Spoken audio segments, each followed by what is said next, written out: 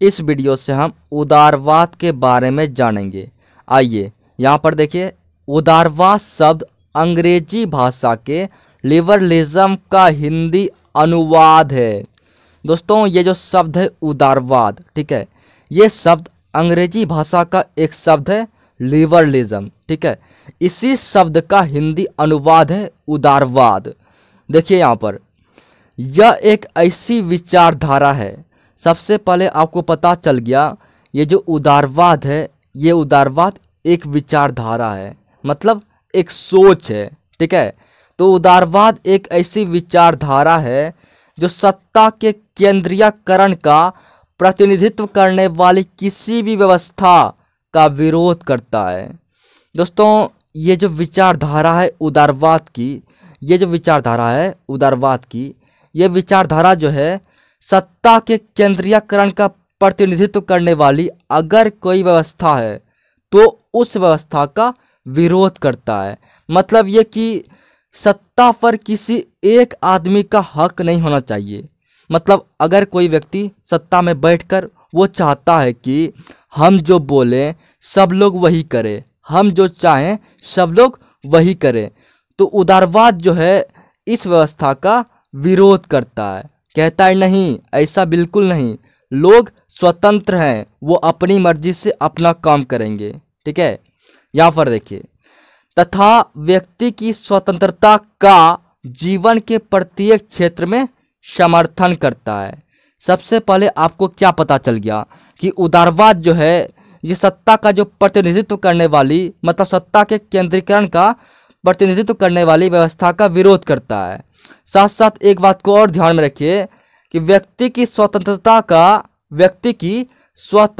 का यानी आज़ादी का जीवन के प्रत्येक क्षेत्र में समर्थन करता है, चाहे वे कोई भी क्षेत्र हो, आर्थिक क्षेत्र हो, राजनीतिक क्षेत्र हो, सांस्कृतिक क्षेत्र हो। देखिए, जैसे राजनीतिक क्षेत्र की बात करें, कोई व्यक्ति है वो राजनीति में आना चाहता है तो वो आसानी से राजनीति में आ सकता है, ठीक है।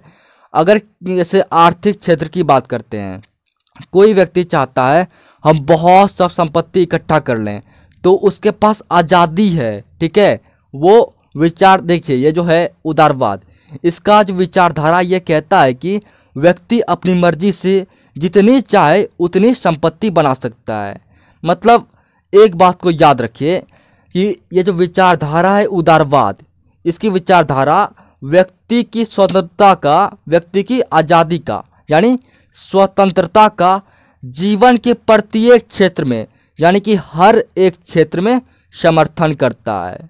लेकिन इस बात को ध्यान में रखना चाहिए कि आप अपनी मर्जी से अगर कोई काम कर रहे हैं, उस काम से किसी अन्य लोगों को नुकसान ना पहुंचे, ठीक है। आप अपनी मर्जी से प्रत्येक क्षेत्र में, जिस क्षेत्र में आप चाहें उस क्षेत्र में आगे बढ़ सकते हैं। ऐसी विचारधारा ये रखता है उदारवाद, ठीक है। उदारवाद का मूल लक्ष्य स्वतंत्रता है। देखिए, स्वतंत्रता यानी आज़ादी। आज़ादी क्या होता है? जिसमें हर व्यक्ति जो चाहे अच्छे अपने मर्जी से जो भी चाहे वो कर सकता है, लेकिन ऐसा काम नहीं करना है जिससे किसी दूसरे को नुकसान पहुंचे। तो उदारवाद का जो मूल लक्ष्य है वो क्या है? स्वतंत्रता है, यानी आज़ादी है। तो दोस्तों, इन सब बातों को आप चाहें तो लिख सकते हैं। आपको क्वेश्चन किस तरह से पूछे जाते हैं?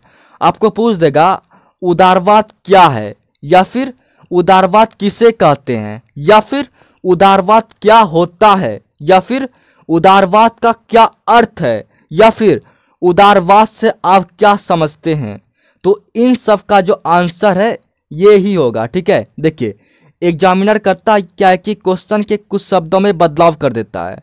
आप पढ़ के गए उदारवाद क्या है और एग्जाम में पूछ दिया उदारवाद से आप क्या समझते हैं, तो उस समय ये नहीं सोचना है कि मैंने तो पढ़ा था उदारवाद क्या है और यहाँ पर क्वेश्चन पूछ दिया है उदारवाद से आप क्या समझते हैं। देखिए, सबसे पहले इम्पॉर्टेंट होता है क्वेश्चन को समझना।